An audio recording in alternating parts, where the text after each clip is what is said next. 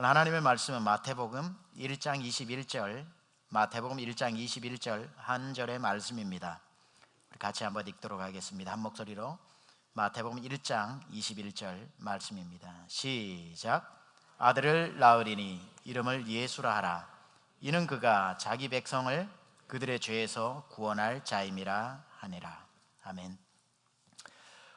오늘은 크리스마스 이제 주일 예배고, 오는 24일 저녁에는 크리스마스 예배로 하나님 앞에 드리게 되는데, 오늘은 예수님처럼 시리즈 네 번째, 예수 나의 구원자, Jesus my Savior 이라는 제목 가지고 말씀 전하겠습니다. 오늘 이 말씀은 어떻게 들으면 가장 무거운 말씀이 될 수가 있고, 다르게 보면 가장 우리를 자유롭게 하는 말씀이 될 수도 있습니다. 그러나 굉장히 중요한 말씀인 것은 확신합니다. 여러분, 예수님이 하늘에 계셔야 되는데 이 땅에 오셨습니다. 예수님이 계셔야 할 곳은 이 땅이 아니라 하늘이시고, 이 땅에 내려오실 이유가 하나도 없으심에도 불구하고 하늘 보좌를 버리시고 이 땅에 기꺼이 내려오신 이유는 단 한 가지입니다. 우리의 죄 때문에 오신 것입니다. 죄 때문에 죄 없으신 분이 오셔서 죄인의 옷을 입고 그 죄를 감당하기 위해 십자가에 달리셔서 돌아가셨습니다. 여러분, 비 오는 날 길 가다가 저 하수구에 외투 한 벌이 사람들에게 짓밟혀져서 온통 물에 젖고 비에 젖고 흙탕물에 젖어 있는 그것을 들고 입고 갈 사람이 이곳에 계십니까? 아무도 그렇게 하지 않을 겁니다. 예수님이 이 땅에 오셔서 죄 없으신 분이 죄인의 옷을 입고 죄를 담당해서 십자가에 달리셔서 돌아가셨다라고 하는 것은 다 밟아진 외투 한 벌을 입는 것과는 비교할 수도 없는 엄청난 일을 우리를 위해 해 주셨다는 겁니다. 그렇다면 예수님이 우리의 죄를 위해 이 땅에 오셨고 그 죄를 담당하셨다고 했는데, 그렇다면 그 죄는 어떤 죄인가를 한번 생각해 보고, 오늘 제가 소개해 드릴 테니까 저 죄하고 나하고는 상관없다 생각하는 분들은 오늘 설교 안 들으셔도 됩니다. 그런데 제가 소개하는 이 죄가 여러분하고 상관이 있다면 오늘 무조건 들으셔야 하는 설교입니다.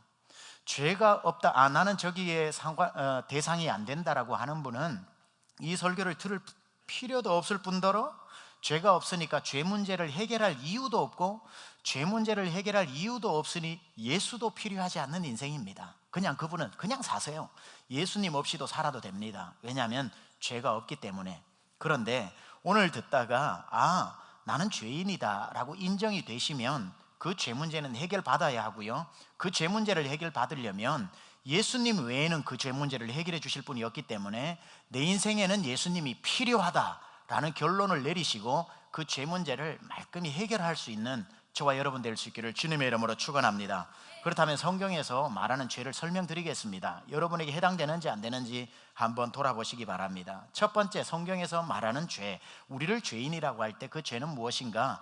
아담과 하와로부터 내려오는 원죄라는 것입니다. 로마서 5장 12절에서는 이렇게 말씀하고 있습니다. 같이 한번 읽어보겠습니다. 시작. 그러므로 한 사람으로 말미암아 죄가 세상에 들어오고 죄로 말미암아 사망이 들어왔나니, 이와 같이 모든 사람이 죄를 지었으므로 사망이 모든 사람에게 이르렀느니라. 내가 이 모든 사람에게 포함되지 않는다면 오늘 설교 안 들으셔도 됩니다. 그러나 하나님께서 인류의 조상인 아담과 하와를 지으시고 아담과 하와의 죄로 말미암아 그 자녀된 우리에게 그 죄가 계속해서 흘러내려오는 원죄를 가지고 모든 사람이 태어났다고 말씀하고 있습니다. 조선시대에 선비 집안이 있고 노비 집안이 있는데, 선비 집안에 태어나면 선비가 되는 것이고, 자식이 아무 공로 상관없이 노비 집에서 태어나면 노비로 태어나게 됩니다.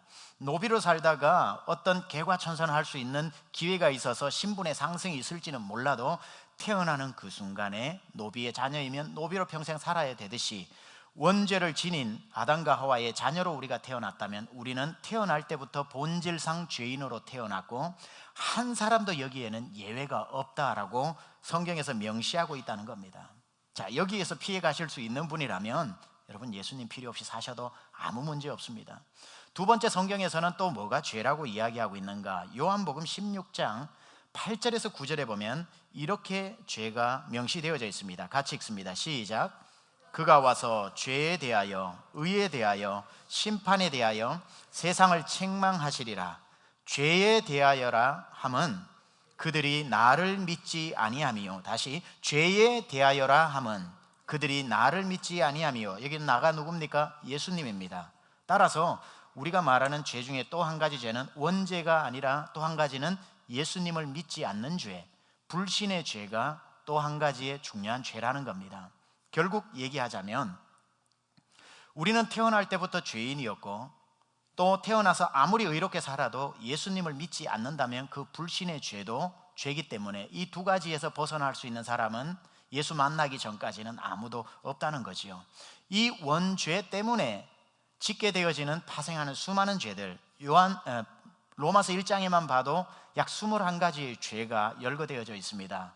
분냄과 성적인 타락함과 무자비함과 사람에게 거짓말하는 것과 수많은 것들이 성경 전체에 기록된 것만 해도 간단하게 정리해도 1200가지가 넘습니다. 그렇다면 이 죄는 원죄라고 하는 우리 죄와 예수님과 상관없이 살아가는 불신의 죄에서 모두 흘러나온 죄들이라는 겁니다. 따라서 우리 인생은 사람이라는 이름을 가지고 태어난 사람 중에 원죄를 가지고 태어나지 않은 사람이 없고, 태어나면서부터 예수를 믿은 사람이 한 명도 없었기에 태어나서 예수 만나기 전까지 지었던 불신의 죄까지 포함해서 우리는 죄인이라고 말하고 있고, 그 하나님과 상관없이 사는 것 때문에 파생되어지는 분냄, 서운함, 짜증, 거짓말까지도 이게 무슨 죄일까 생각하는 것까지도 모두 죄를 짓는 죄인이 되고 말았다는 겁니다. 그래서 여러분이 이제 죄인, 나는 여기 해당된다 라고 만약에 인정하신다면, 여러분 이 죄 문제를 인정하고 이 죄 문제를 해결받고, 이 죄 문제가 해결되려면 예수님이 필요하다라는 사실을 인정하고 오늘 예수님을 믿고 이 죄 문제가 해결되어져야 한다는 겁니다. 요한일서 1장 8절 9절은 이렇게 말씀하고 있습니다. 같이 한번 읽습니다. 시작. 만일 우리가 죄가 없다고 말하면 스스로 속이고 또 진리가 우리 속에 있지 아니할 것이요, 만일 우리가 우리 죄를 자백하면 그는 미쁘시고 의로우사 우리 죄를 사하시며 우리를 모든 불의에서 깨끗하게 하실 것이요, 만일 우리가 죄인이라고 인정하고 우리 죄를 자백하면 그는 미쁘시고 의로우사, 미쁘시다는 건 믿음직하시다, 믿을만 하시다는 거죠. 미쁘시고 의로우사 우리 죄를 용서하시며 우리를 모든 불의에서 깨끗하게 하실 것입니다. 따라서 죄인 아니라고 부인하지 말고 죄인이라고 인정하고 자백할 때에 죄 문제가 해결이 된다는 거죠. 자, 오늘날 우리 현대인들은 이 죄라는 것을 인정하고 싶지 않아 합니다. 죄인이라고 말하는 것을 상당히 기분 나빠합니다. 그래서 당신 죄인입니다 라는 말을 들으면 굉장히 기분 나빠서 죄인이 아닌 양 다른 많은 방법들을 통해서 이 죄인이라고 하는 것을 피해 가려고 합니다. 오늘 현대인들이 이 죄인이라고 하는 굴레를 피해 가기 위해서 쓰는 대표적인 두 가지 방법이 있고, 이걸 사탄이 가장 잘 활용하고 있습니다. 첫 번째, 어떤 방법을 쓰냐면은 죄를 지었는데 뭐라고 얘기하냐면 이건 죄가 아니야 라고 이야기하는 방법입니다. 죄를 지어놓고도 죄가 아니라고 하는 방식. 두 번째는 어떤 방식이냐면 죄를 지어놓고 이건 내 죄가 아니라 저 사람 죄야 라고 하는 뒤집어 씌우는 방법으로 자기의 죄를 피해가고 있습니다. 이건 사탄이 와서 이렇게 속삭이는 거죠. 죄를 짓고 있는 사람에게 사탄이 이렇게 속삭입니다. 아니야, 이건 네 죄가 아니야, 이건 죄 아니야 라고 속삭여주는 방법. 두 번째는 네가 이거 했지만 그건 너 잘못이 아니야 라고 하는 다른 사람의 잘못으로 이 사람이 죄를 인식하지 못하게 만드는 겁니다. 왜 죄를 인식하지 못하게 만들까요? 죄를 죄인 줄 모르고 지어야 평생 죄 짓고 지옥 가니까. 죄인 줄 깨달아버리면 회개해버리면 큰일 나잖아요. 그러니까 사탄은 절대로 죄라는 것을 알려주지 않고 죄인 줄 모르고 평생 살다가 그냥 지옥 가게 만들기 위해서 그거 죄 아니야, 계속해, 그건 네 죄 아니야, 다른 사람 죄야, 넌 아무 잘못 없어, 이 방법을 사용하고 있는 겁니다. 조금 더 이 두 가지를 나누어서 한번 살펴보면, 죄를 피해가는 첫 번째 가장 사람들이 많이 쓰는 방법, 죄를 죄가 아니라고 하는 방식에 대해서 살펴봅니다. 여러분, 오늘날 설교 속에서도 교회 속에서도 진리에 대한 선포가, 죄에 대한 이야기가 사라지기 시작한 때가 언제부터냐면 심리학이라고 하는 학문이 발달되면서부터 시작되어졌습니다. 심리학이라는 건 사람의 내면의 심리를 밝히는 거기 때문에 옛날에는 어떤 사람이 이런 행동을 하면 저건 죄다, 죄가 아니다라는 구분이 분명해졌는데, 이제는 심리학 때문에 저 사람이 저런 행동을 했을 땐 저 안에 뭐가 있을 거야 라고 심리 분석이 들어가기 시작하면서 사람을 이해하는 폭이 넓어졌고요. 이게 딱 나쁘다는 뜻은 아닙니다. 이해하는 폭이 넓어지면서 심리학의 대표적으로, 심리학 공부하면 101에서 배우는 지그문드 프로이드에 의해서 처음 우리에게 소개되어진 무의식의 세계라는 것을 인식하게 되었습니다. 사람은, 의식은 빙하의 한 부분이고 무의식은 어마어마하게 해서 사람의 많은 행동들이 무의식에서 나온다. 그래서 이 무의식을 가장 잘 이렇게 표현하는 것이 꿈이다 라고 얘기를 하면서 이 무의식에 대한 세계가 열려지기 시작했습니다. 자, 우리가 꿈을 꿀 때에 내가 오늘 저녁 이런 꿈 꿔야지 했을 때 그 꿈을 꾸는 분 여기 계십니까? 꾸고 싶다고 꿀 수도 없는 거, 꾸기 싫다고 안 꿀 수도 없는 게 꿈이듯이 이건 내가 통제 불가능한 것인데, 이 무의식이라는 세계를 그렇게 이해하기 시작했습니다. 그래서 이 무의식에서 나오는 거는 사람에게 수갑을 채울 수가 없다, 잘못을 했다고 해도. 그래서 이런 말을 하죠. 사람을 때려놓고, 옛날에 때렸으면 거기에 합당한 징계를 받았는데 이제는 이 한마디면 됩니다. 죄를 지어놓고 미안해, 내가 무의식적으로 그랬어 라고 얘기하면 이 무의식은 사람이 통제할 수 없는 것이라는 것을 누구든지 알기 때문에 그 사람의 행동에 수갑을 채울 수가 없다는 거죠. 이건 더욱더 깊은 학문으로 발달되어졌고 각 분야의 무의식의 세계, 내면 세계가 파고들어서 다양한 얼굴로 등장하기 시작했습니다.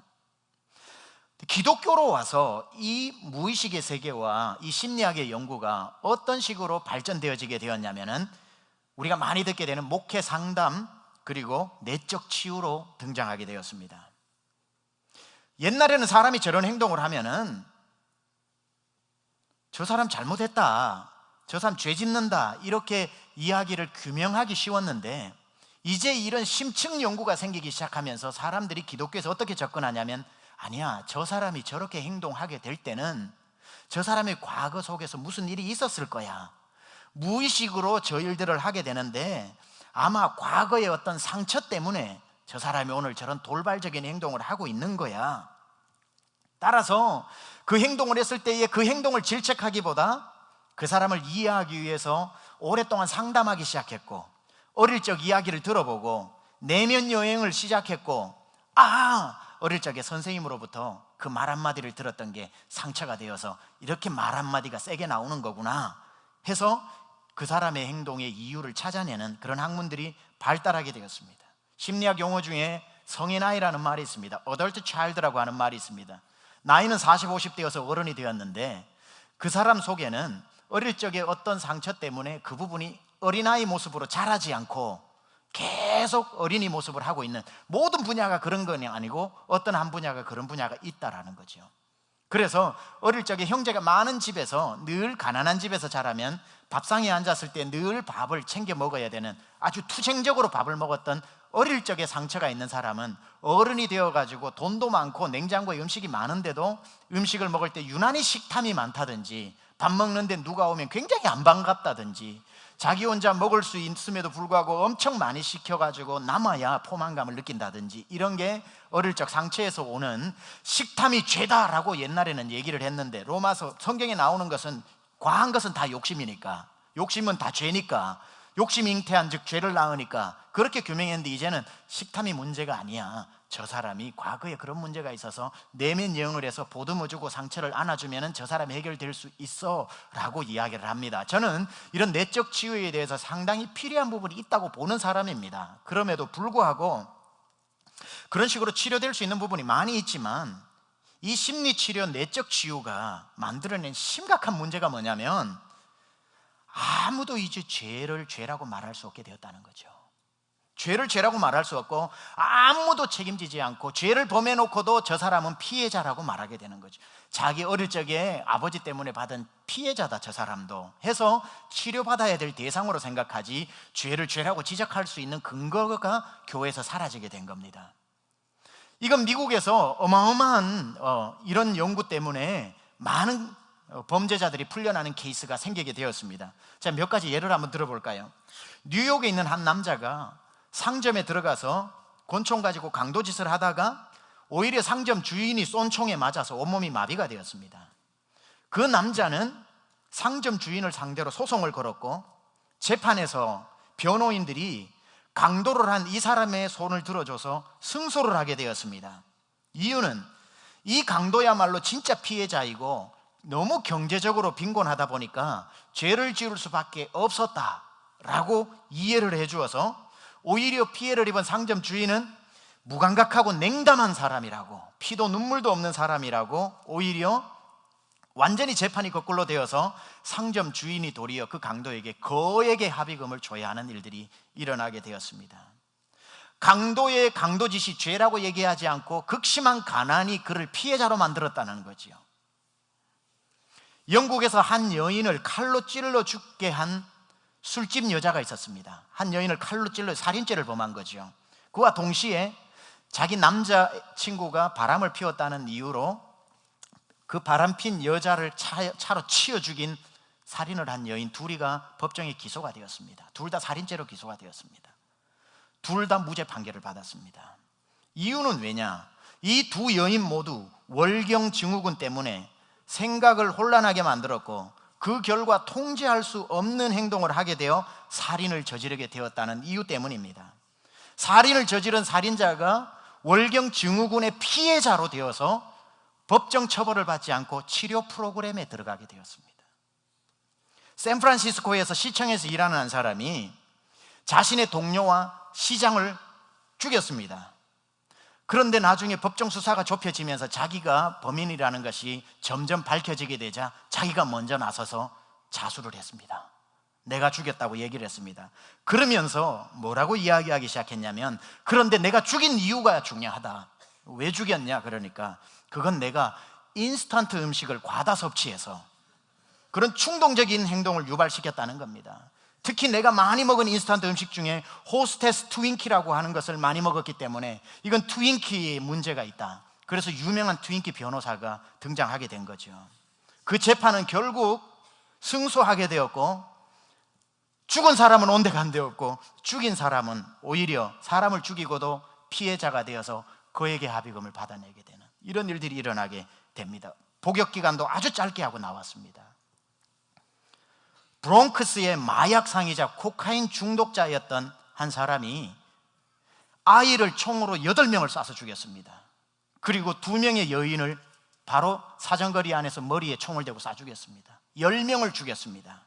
그런데 무죄 판결을 받았습니다. 이유는 다음과 같습니다. 이 사람은 마약 중독자였기 때문에, 자기를 통제할 수 없었다는 이유 때문입니다. 치료 프로그램에 오히려 들어갔습니다. 무죄 판결을 받고, 워싱턴 DC에서 아메리칸 대학의 총장이었던 리처드 브랜드젠이라고 하는 사람이 여성과 음란 통화를 하는 성매매에 적발되고 말았습니다. 현장에서. 그런데 무죄 판결을 받았습니다. 그 사람이 내건 이유는 이겁니다. 내가 어릴 적에 성적 학대를 받았기 때문에 이런 성도착증이 생긴 거다. 나도 피해자다. 무죄 판결을 받고 치료 프로그램에 들어가게 되었습니다. 이런 사건을 시간만 투자해서 리서치한다면 오늘 하루 종일 여러분에게도 말씀드릴 수 있을 겁니다. 이유는 무엇입니까?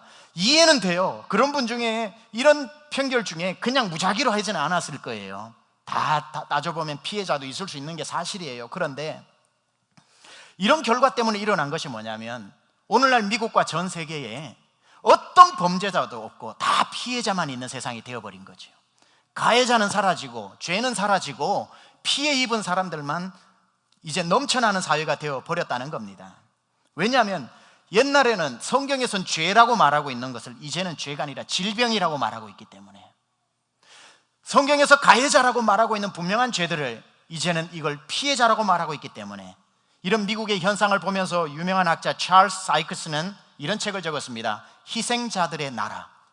이건 미국을 말하는 거죠. 미국에는 이제 더 이상 가해자와 범죄자는 없다. 희생자만 있는 나라다라는 것을 고발하고 있는 내용입니다. 이런 사회적인 현상보다 더 심각한 게 뭐냐면, 이러한 사회적인 현상이 슬프게도 교회 안에 들어와 있다는 거죠. 교회 안에 들어와서 더 이상 죄를 죄라고 지적하는 일들이 없어지게 되면서 당신을 이해합니다, 그럴 수밖에 없는 상황을 이해합니다, 그런 상황에도 주님이 함께 하십니다라는 위로하는 메시지가 저부터도 자유할 수 없을 정도로 만연해 있다는 사실을 우리는 심각성을 알아야 된다는 거죠. 오늘날 교회 안에서 여러분 이런 얘기를 들어보신 적이 얼마입니까? 집사님 그거 죄입니다, 회개하십시오, 회개하고 자유함을 얻으십시오. 그런 말 들어보신 적 언제입니까? 집사님 지금 말씀하시는데 그거 죄인 거 아십니까? 그 주님 앞에 회개하셔야 됩니다. 그렇게 살면 안 됩니다. 이 말을 했다, 제가 두 눈을 부릅뜨고 했다, 그랬다면 여러분 상처받고 안 나오시겠죠. 어머 뭐 이런 데밖에 없나? 다른 교회 있는데. 성도들은 당장에 서운해지고 자기를 변호하기 시작하면서 이렇게 얘기합니다. 목사님 제 사정 몰라서 그렇지 정말 목사님까지 그렇게 얘기하니까 너무 서운해요, 제가 이럴 수밖에 없는 사정이 있단 말이에요. 변명하기 시작합니다. 성도들은 더 이상 죄의 얘기를 듣고 싶어 하지 않습니다. 그러나 문제는 여러분에게 더 있는 게 아니라 이 강단 위에 있는 거지요. 설교자와 저를 비롯한 목회자들에게 있습니다. 죄를 죄로 지적하지 않습니다. 성도들을 다 죄를 지은 가해자로 하지 않고 여러분도 피해자라고 얘기해 줍니다. 이런 식이죠. 여러분 잘못 없습니다. 그건 사탄 잘못이에요. 당신이 한 일이 아니라 사탄이 시켜서 한 거잖아요. 그건 당신 잘못 아닙니다. 당신 어릴 적에 당신 부모님이 당신을 그렇게 만드니까 그건 당신 부모 책임입니다. 자기 자신을 탓하지 마세요. 그건 당신 잘못이 아니라니까 당신은 그냥 당신을 꼭 안아주세요. 당신이 도박에 빠진 것도 당신 문제가 아닙니다. 주위에 무관심한 사람 때문에 당신을 극심한 외로움으로 몰아세운 주변 사람들의 무관심이 문제지 당신 문제 아닙니다. 당신 안에 있는 아이를 잘 보담아 주세요. 그 아이는 위로받고 싶어 해요. 지금 당신에게 필요한 것은 사랑이지 질책이 아니에요. 자기 자신을 용서하세요. 용서하세요. 괜찮다 100번만 해보세요. 이게 오늘날 설교 아닙니까? 그 죄입니다. 그거 죄 문제 해결하세요. 그럼 주님이 해결해 주시고 이길 힘 주십니다. 이런 설교들을 듣기가 힘들다는 거죠. 이렇게 강단에서 죄 문제를 죄라는 걸 얘기를 해주면 이 죄인이구나라는 것을 알면 가지고 나와서 자백하고 회개하면 되는데 강단에서조차 죄라고 지적하기 전에 죄 아니라고 무죄 석방을 해주니까 당연히 듣는 사람은 죄 아니었구나, 난 혹시 죄라 그러면은 회개할 의향이 있는데 죄 아니라니까 잘 됐네 뭐. 회개할 것도 없고 회개도 하지 않으니까 눈물도 사라지고 회개할 일이 없으니 십자가도 필요 없는 거고 그냥 사는 거예요. 이게 누구의 전략이냐면 사탄의 고급한 전략이라는 거죠. 그 죄 아니야 상처야 질병이야, 너도 피해자야, 네가 지은 게 아니야, 너도 피해자라고. 사탄이 하는 일이 뭡니까? 여러분이 죄라는 걸 느껴버리는 순간 회개해서 주님 안으로 들어가니까 죄의 수갑을 채우기 위해서 죄 아니라고 속이는 겁니다. 그걸 평생 죄 지으면서도 죄인 줄 모르다가 사탄이 룰루랄라 데리고 갈 수 있기 때문에. 사탄이 제일 침범 못하는 게 회개해버린 사람입니다. 회개해버리면 죄 문제가 해결되니까 사탄이 권리를 행할 수가 없는 거예요. 회개하지 않은 죄인은 사탄에 소속되어 있는 거거든요. 그래서 죄를 죄가 아니라는 방식으로 드러나기 시작했고, 두 번째 교회 안의 방식은 사탄의 방식, 우리가 죄를 회개하지 않는 또 하나의 고급 전략은 뭐냐면 내 죄를 남의 죄라고 뒤집어 씌우는 것. 이걸 영어로 스케이프고시라고 그러죠. 이 스케이프고시라고 하는 영어 단어도 또 구약 성경에서 나왔습니다. 구약 성경의 사람들이 자기 죄 때문에 나와 하나님 앞에 제사를 지낼 때 자기가 잘못했다고 칼 가지고 자기 몸을 잘라가 피를 흘려버리면 자기는 죽잖아요. 피 흘림이 없이는 사하심이 없기 때문에 피는 흘려야 되는데 자기가 흘리면 죽으니까 대신 양을 가져와가지고 양의 피를 흘려서 그 위에 안수를 하면 자기 죄가 이쪽으로 가서 예수님이 날 죽여야 되는 대신 얘를 죽이는 거. 내 잘못인데 얘 잘못이라고 인정해주고 데려가는 이 스케이프곶. 이게 죄를 전가시키는 방법이었는데 오늘날 전혀 다른 차원에서 오늘날 성도들이 이걸 활용하고 있다는 겁니다. 죄를 짓고 난 뒤에 이렇게 얘기하는 거죠. 이건 내 잘못이 아니라 저 사람 잘못이라고 다른 사람의 탓으로 돌려버리니까 나는 죄인이 아닌 거예요. 죄를 짓고도.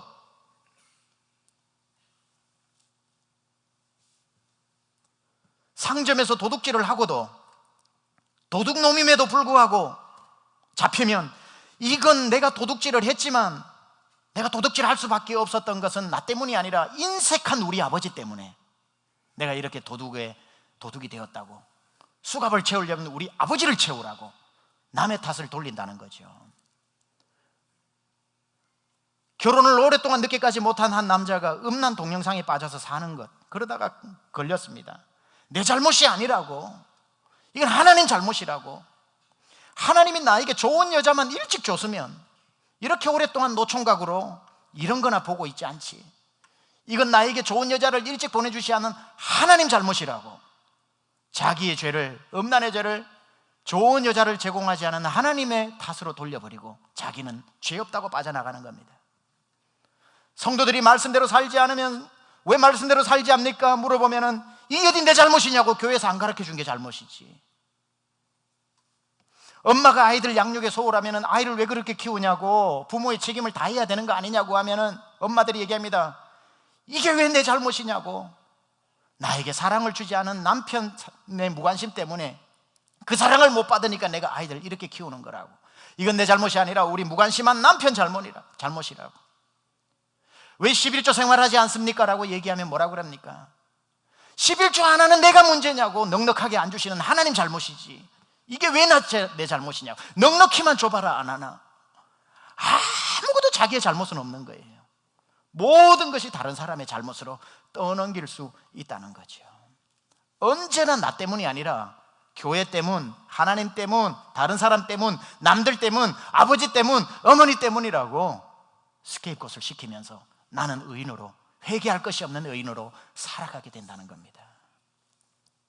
이런 두 가지 방식이 양손에 쥐고 있으니까 오늘날 현대 교회를 다니는 성도들이 죄를 멋지게 피해가는 거죠. 죄 아닙니다. 이건 내 죄 아닙니다. 두 가지에 못 피해 나갈 죄가 어디 있습니까? 여러분, 이렇게 죄를 인정하지 않고요, 죄를 여러분이 받아들이지 않고 나는 죄인이라는 것을 수긍하지 않으면 문제가 뭔 줄 아십니까? 회개할 수 없다는 겁니다. 죄를 모르기 때문에 회개할 수 없기 때문에 그 죄가 죽을 때까지 여러분과 함께 있다는 겁니다. 그게 문제라는 거죠. 세상에 죄 문제를 해결하지 않고 천국 갈 수 있는 방법은 없는 거예요. 그래서 죄 문제 해결 못하게 만드는 거예요, 사탄이. 죄는 사탄이 여러분 지옥 데려가려고 채우는 수갑입니다. 그래서 죄만 짓고 있으면 그건 사탄의 종이 되는 거예요. 그래서 사탄이 절대 죄의 수갑을 못 벗도록, 죄의 수갑은 회개하는 순간 벗어져 버리니까 회개 못하도록 죄 아니다, 네 죄 아니다, 계속 그렇게 살아, 너도 피해자니까 그렇게 살아. 죄를 짓는 한 우리는 하나님께 속하지 않았거든요. 요한일서 3장 8절에 이렇게 말씀하고 있습니다. 같이 한번 읽습니다. 시작. 죄를 짓는 자는 마귀에 속하였나니 마귀는 처음부터 범죄하니라. 됐습니다. 거기까지. 우리가 죄를 짓는 것은 뭘 증명한다고요? 마귀에게 속해 있다는 것을 증명하는 겁니다. 그러니까 다른 말로 하면 마귀는 자기에게 여러분이 속해 있게 하기 위해서 죄를 짓게 하는 거라는 거예요. 죄를 지으면 마귀에게 속해 있으니까. 그러면 여러분이 그 죄 문제를 해결하지 않고 그냥 난 죄인지도 모르고 살다 보면 여러분이 죄인으로서 가는 데가 어딥니까? 마태복음 25장 41절에 보면은 죄 지으면서 회개하지 않는 사람을 왼편에 있는 자들이라고 표현하고 있는데, 그를 향해서 예수님이 뭐라고 말씀하고 있는지 한번 읽어봅시다. 시작. 또 왼편에 있는 자들에게 이르시되 저주를 받은 자들아, 나를 떠나 마귀와 그 사자를 위하여 예비된 영원한 불에 들어가라. 자 보세요. 영원한 불이 뭡니까? 우리가 아는 지옥이죠. 지옥은 누구를 위해 준비됐습니까? 마귀와 그 사자들을 위해서. 여러분 가두려고 지옥을 준비한 게 아니라 여러분 괴롭히는 마귀를 감금시켜서 다시는 여러분 괴롭히지 않게 만들기 위해서 지옥을 만든 거지, 여러분 가두려고 만든 데가 아니라는 거예요. 그런데 이 마귀와 함께 따라가는 사람이 있어요. 왼편에 있는 자들. 어떤 사람? 죄를 짓고 회개하지 않은 사람, 마귀에 속해 있는 사람. 그러니까 마귀는 뭘 해야 될 것 같아요? 죄를 회개 못하게 해야 되는 거죠. 죄를 계속 모르고 짓게끔 만들어야 되는 거죠. 그러면은 자기에게 속해 있으니까 왼편에 있는 자도 나를 떠나 마귀와 그 사자들을 위하여 예배된 영원한 불에 함께 들어가라는 거예요.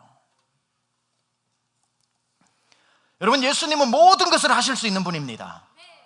그럼에도 불구하고 예수님이 하실 수 없는 일이 있습니다. 놀랍겠지만 있어요. 예수님이 하실 수 없는 거. 예수님이 하실 수 없는 일이 뭔 줄 아세요? 회개하지 않은 죄인을 받아주시는 것은 못합니다. 회개하지 않은 것을 용서하실 수는 없다는 겁니다. 하나님의 용서는 철저하게 회개할 때에 우리가 용서함을 받을 수 있는 거지요. 예수님이 이 땅에 모든 사람을 구원하러 오셨다고 해서 모든 사람을 구원하시는 거 아닙니다. 모든 사람을 구원하러 오셔서 누구를 구원하시냐면은 회개한 사람만 구원하시는 겁니다. 죄 문제를 해결한 사람만. 예수님이 2000년 전에 오셔서 2000년 전에 여러분의 죄를 다 용서해 주신 것이 아닙니다. 예수님이 2000년 전에 오셔서 십자가 위에서 하신 건 모든 사람이 회개하고 죄 씻음 받을 수 있는 길을 열어주신 겁니다.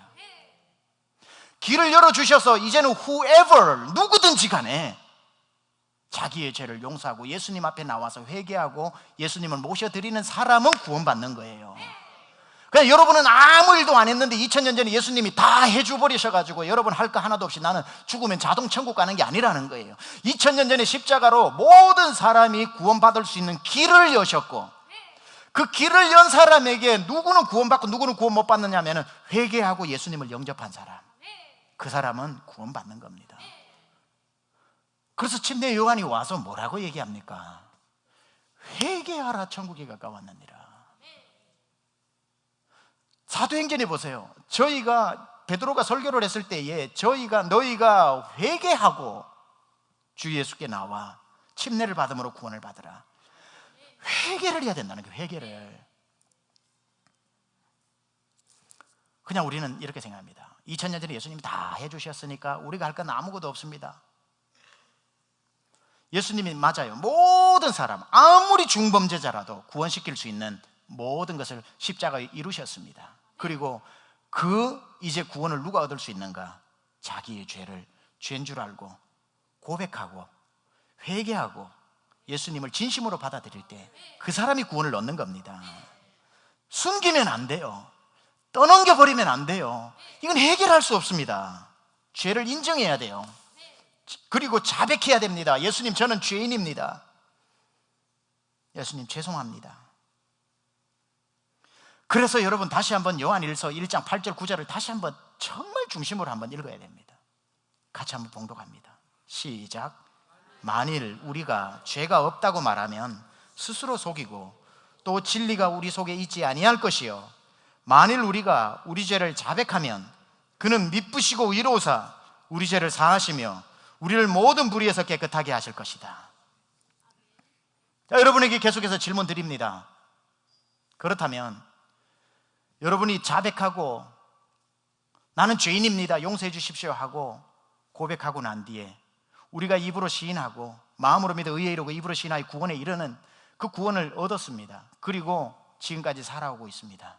이제 죄 안 짓고 삽니까? 그 이후로 죄 한 번도 안 지었습니까? 우리가 예수 믿는 그날은 죄인이 의인 되는 완전히 영적 주소가 바뀐 날입니다. 그럼에도 불구하고 이제 그때 한번 우리가 회개한 것으로 옛날 1987년 여름 어느 날 내가 찔끔 눈물 흘리면서 예수 믿었던 그날로 나의 모든 죄가 해결되었다고 생각하면 안 됩니다. 맞지요? 죄가 해결되고 예수님이 내 안에 들어오셔서 주인 되어 주셨죠. 그러나 그때 한번 그 회개로 말미암아 이제 앞으로 우리가 죄도 짓지 않고 죄를 지어도 회개하면은 그때 구원 못 받은 거라고 회개하는 구원파의 교리에 빠져서는 안 된다는 거예요. 그때 하나님이 내 인생을 바꾸어서 하나님 자녀로 삼아 주셨지만 그때부터 우리는 계속해서 매일매일 여전히 사도 바울의 말처럼 내가 의인이나 이 죄된 세상 가운데 아직까지 공중의 권세 잡은 자가 호시탐탐 우는 사자처럼 나를 삼키려고 해서 죄의 무감각으로 양심의 화인을 맞게 해서 예수 믿는 사람임에도 불구하고 예수 믿지 않는 사람과 조금도 다를 바 없이 죄에 무뎌진 채로 살아가고 있는 우리는 회개하면 안 됩니까? 주님 말씀하셨습니다. 너희가 죄와 싸우되 피 흘리기까지 싸우라. 매일매일 이제는 하나님이 날 어떻게 구원해 주셨는데 나는 용서받았으니까 이제 마음대로 살아도 괜찮아가 아니라 진짜 구원받았다면 의인으로서 죄를 짓는 이게 괴로워야 되는 거예요. 사도 바울의 로마 7장처럼 막 창자가 끊어질 정도로 괴로워하는, 지난 일주일 동안 여러분이 죄 가운데 무너진 것이, 여러분 나는 그래도 구원받았으니까 택한 백성 어디 가나, 주님 날 이끌고 성도의 견인 배운 건 있어서 Perseverance of the Saints 이런 말을 배워가지고 하나님 우리 이끌고 가신다라는 그 엄청나고 귀한 교리지만, 우리 그 하나에 내 마음대로 방종하면서 살아가는 것은 아니다는 거죠. 우리는 그런 죄로 말미암아 우리의 완전한 신분이 변화되었지만, 오늘도 우리는 우리 가운데 아직까지 죄된 사람들, 예수 안 믿으면 예수하고 상관없는 사람 다 죄인인 거죠. 아직까지 공중의 권세 잡은 자가 이 세상을 통치하고 있지요. 우리는 오늘 그 어두움의 세상으로 뚜벅뚜벅 걸어가야 되는데 죄 안 짓는다고요?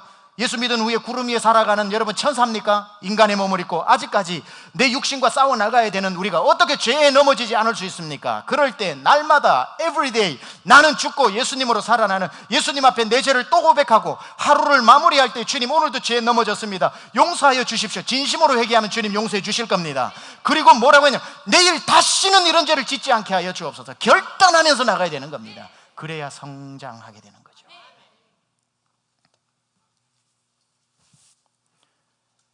여러분, 예수 믿을 때 회개했다고 회개를 끝내지 마시고요. 그게 충분하지 않은 회개라는 뜻은 절대로 아닙니다. 그건 우리의 인생을 바꾸는 회개이기도 하지만, 그 이후부터 우리가 매일매일 싸워나가는 것은 또 다른 차원에서의 싸움이 있고, 또 무너지는 것에 괴로워하면서 주님 앞에 주님 나 위로 좀 해주세요, 나 좀 위로 좀 해주세요만 하지 말고, 존 맥카트라고 하는 사람이 유명한 말을 했습니다. 우리의 대부분의 모든 감정적인 디프레션은 죄를 회개하면 해결받는다 그랬습니다. 여러분을 왜 고민시키고, 여러분을 왜 우울하게 만들고, 여러분을 왜 이렇게 삶이 재미없도록 만들었는가? 죄가 있어서, 죄가 여러분 안에 장악을 하니까, 죄가 여러분을 눌리니까 그런 현상이 나타나는 거예요. 하나님을 바라보지 않고 세상을 바라보니까 자꾸 잘 먹어야 되는데, 잘 입어야 되는데, 잘 돼야 되는데 하다 보니까 그게 디프레션으로 온다는 말이죠. 여러분 안에 있는 모든 여러분을 누르고 있는 신종, 에브리데이 여러분 안에서 생기는 신종 죄들을 자백하고 회개하면서 그리스도의 깨끗한 신부로 살아가려고 하는 몸부림이 우리 안에 있어야 된다는 겁니다. 예수님이 오늘 이 땅에 오신 목적이 할 수 없이 정말 밑에서 부르짖어 제발 좀 내려와 달라고 하니까 예수님이 할 수 없이 이 땅에 오신 것이 아니라, 오늘 저와 여러분 읽어 본문 1장 21절에 분명히 예수님이 오신 목적을 이렇게 말씀합니다. 아들을 낳으리니 이름을 예수로 하라. 이는 그가 자기 백성을 그들의 죄에서 구원할 자이심이라. 침례 요한이 예수님 딱 등장하실 때 하셨던 첫 번째 말이 뭡니까? 보라, 세상 죄를 지고 가는 하나님의 어린 양이다. 예수님 여러분의 죄, 회개하는 죄는 다 지고 가시고, 회개한 사람은 사탄이 침범치 못합니다. 그 일을 이루시기 위해서 이 크리스마스 예수 그리스도께서 오신 것입니다. 여러분, 추신수 선수가 달라스에 온답니다. 7년 계약 1억 3천만 불 받고 온답니다.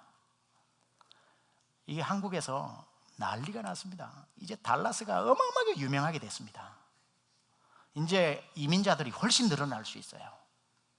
달라스부터 뭐 한국에 있는 모든 매스미디어에서 추신수가 달라스로 가게 되었다고 지금 뭐 탑 기사로 올라오고 있습니다. 이왕이면 추신수 선수가 우리 교회에 왔으면 좋겠습니다. 제가 지금 그 얘기를 하려고 하는 건 아니고요, 절대. 추신수 선수가 달라스로 온다니까 너무나도 사람들이 흥분해 있는데, 하늘 보자 버리고 이 땅에 오신 예수님은 그렇게 기뻐하고 있냐? 예수님이 오셨다는 크리스마스가 우리에게 추신수 선수가 달라스로 온다는 것 이상의 기쁨이 있는가?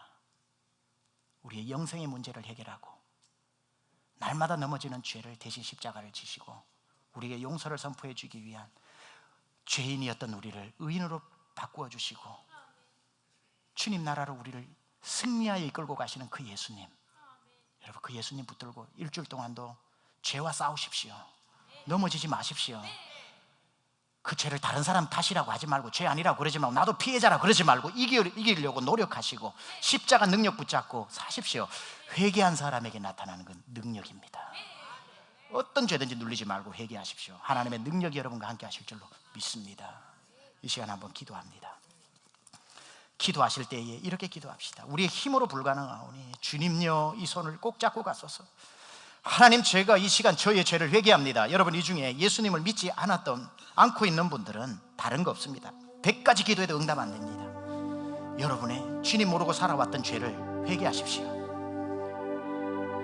태어나면서부터 우리는 아담과 하와의 자손으로서 원죄를 지니고 거기에서 파생되어지는 수만 가지의 죄를, 죄인 줄도 모르고 지어왔던 죄를 회개하십시오. 그러면 구원을 선물로 받고 예수님의 자녀가 되고 천국을 보장받습니다. 그리고 여러분, 언제부터 예수를 믿었습니까?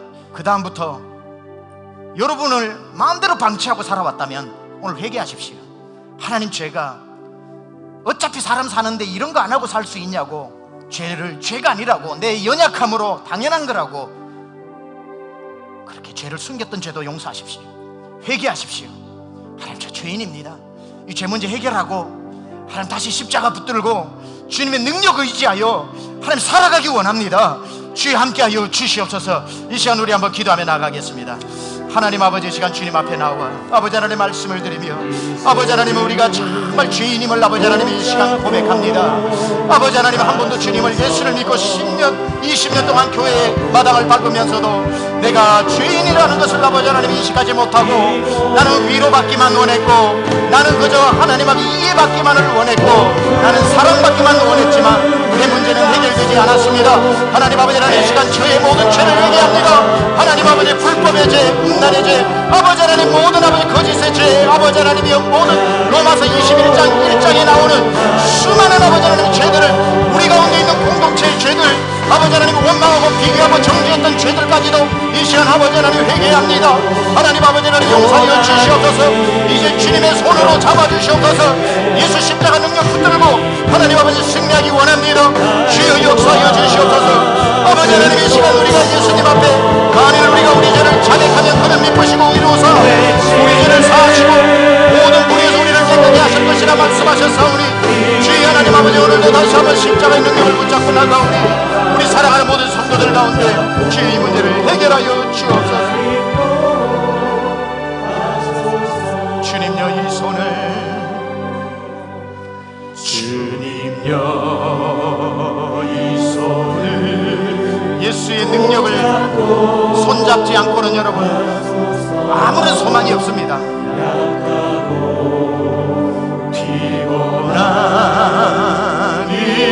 우리가 회개할 때에 이것을 이길 수 있는 능력을 예수님이 주실 것입니다.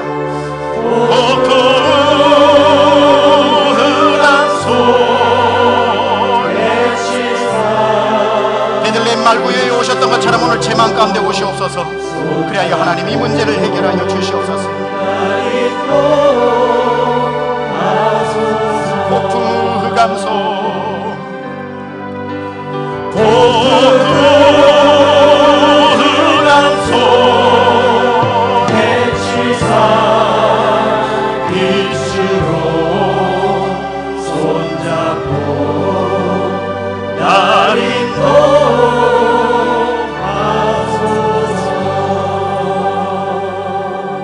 하나님 아버지, 예수를 믿고도 지금까지 죄를 지으면서도 죄인 줄도 모르고 내가 지어놓고도 남 때문이라고 그 죄를 피해갔던 그 죄를 용서하여 주시옵소서. 무엇이든지 간에 하나님 앞에 자백하고 회개하고 용서를 구하면 하나님 70번씩이라도 받아주신다고 하셨으니, 하나님 이 시간에 우리의 숨은 죄, 내 것이라고 말하기에는 내가 너무 아플까봐 내 것이라고 차마 말하지 못했지만 내 것이었던 그 죄, 그 습관, 그 죄에서 나온 수많은 주님 기뻐하지 않는 것들 지금 자백하고 고백하며 주님 앞에 내어드리오니, 주님 회개하고 다시는 이 죄를 범치 않겠다 주님 앞에 결단하오니, 주여 다시 한번 이 죄들을 십자가에 지시고 하나님 주의 능력으로 우리를 다시 일으켜 주셔서 그리스도의 장성한 분량에까지 자라나갈 수 있도록 주여 우리를 인도하여 주옵소서. 예수 그리스도 존귀하신 이름으로 감사드리며 기도드렸사옵나이다. 아멘. 우리 시간 다 함께 일어나셔서 마지막 찬송, 기쁘다 구주 오셨네, 예수님이 이 일 때문에 오셨음을 우리 이 시간 함께 찬송하겠습니다. 기쁘다 구주 오셨네. 한 백성 많아라. 공교회여 다 일어나. 다 찬양하여라. 다 찬양하여라. 다 찬양하여라. 구세주 탄생했으니 다 찬양하여라. 이 세상에 다 불그라. 다 화답하여라.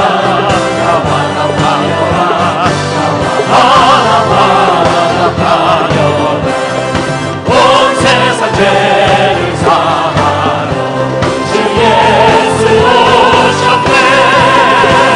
죄와 슬픔 몰아내고 나 구원하시네. 나 구원하시네. 나 구원 소리로 은혜와 진리 되신 주, 은혜와 진리 되신 주, 다 주관하시니 만국 백성 구주 앞에 나 경배하여라. 나 경배하여라. 나 경배하여라. 우리를 승리케 하신 예수 그리스도 앞에 찬양의 감사 박수 영광 올려드립니다. 주님으로 영광 받으시옵소서. 아멘. 주님 한 분만으로 만족케 하여 주옵소서. 아멘. 주님이 우리의 모든 것 되심을 고백합니다. 아멘. 할렐루야. 할렐루야. 아멘. 이제는 우리 주 예수 그리스도의 은혜와 하나님 아버지의 놀라우신 사랑하심과 성령님의 감화감동 내주교통 역사하심이 죄인들을 위해 이 땅에 오시고 우리의 죄를 위하여 대신 죄인의 옷을 입으시고 우리를 위해 모든 것을 속량해 주신 그 예수 그리스도로 말미암아 새 생명을 얻고 이제 오늘도 저 천국을 향해 살아갈 때에 또 우리를 호시탐탐 죄에 무너지게 만드는 사단의 진을 멸하고 오로지 회개함으로 의의 옷을 입고 빛나는 주의 자녀로 오늘도 살아가기로 결단하고 다짐하고 은혜 받고 돌아가는 사랑하는 심령들 머리머리 위에 지금부터 영원토록 함께 하옵시기를 간절히 축원하옵나이다. 아멘.